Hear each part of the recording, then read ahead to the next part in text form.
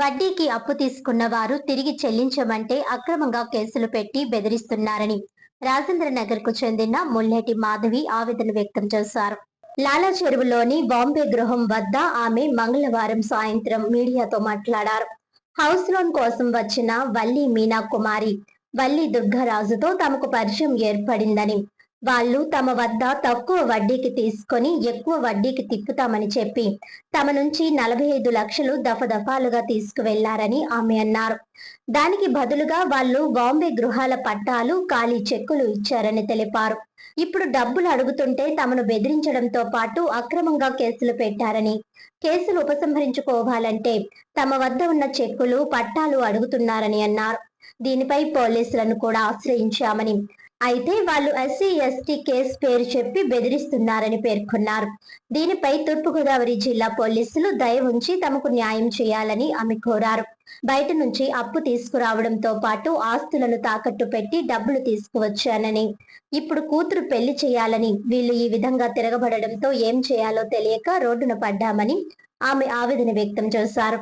ఎక్కువ వడ్డీకి తాము వ్యాపారం చేస్తున్నట్లు రకరకాల వీడియోలు చేస్తూ సోషల్ మీడియాలో తమపై దుష్ప్రచారం చేస్తున్నారని, వీటిపై కూడా పోలీసులకు ఫిర్యాదు చేశామని అన్నారు.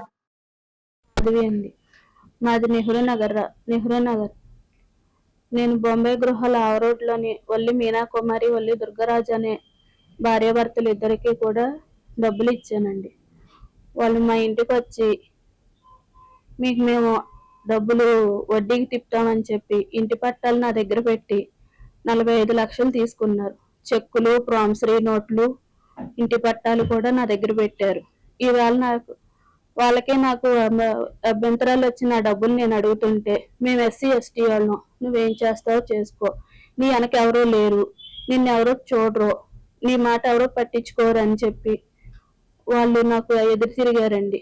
ఈవేళ నేను బయట నుంచి తెచ్చానండి అప్పుల వాళ్ళందరూ కూడా మా డబ్బులు మాకు ఇవ్వమ్మా అని అడుగుతున్నారండి. నేను 2 రూపాయల వడ్డీకే ఇచ్చానండి, కానీ 10 రూపాయల వడ్డీలు అని చెప్పి నన్ను బ్లాక్మెయిల్ చేస్తున్నారండి. నా మీద వీడియోస్ అవి చేసి పెడుతున్నారండి. నేను 1 టౌన్లో కూడా కేసు పెట్టానండి. నేను కేసు పెట్టాక కూడా నేను తీసుకెళ్లిన పెద్ద మనిషి మీద ఆయన మీద ఏదో కేసు ఉందని చెప్పి ఆయన మీద రివర్స్ కేసు పెట్టి, ఆ కేసు విత్డ్రా చేసుకోవాలంటే నా దగ్గర ఉన్న పట్టాలు ఇస్తేనే నేను విత్డ్రా చేసుకుంటానని చెప్పి బ్లాక్మెయిల్ చేశారండి నేను మొత్తం కూడా. ఈవేళేమో ఒక వీడియో రిలీజ్ చేశారండి, నేను అధిక వడ్డీలకి తిప్పుతున్నానని. వాళ్ళే తీసుకెళ్లి అధిక వడ్డీలకి తిప్పారండి. నేను ఇచ్చింది 2 రూపాయల వడ్డీకే. ఇంత మాత్రం దయించుకొని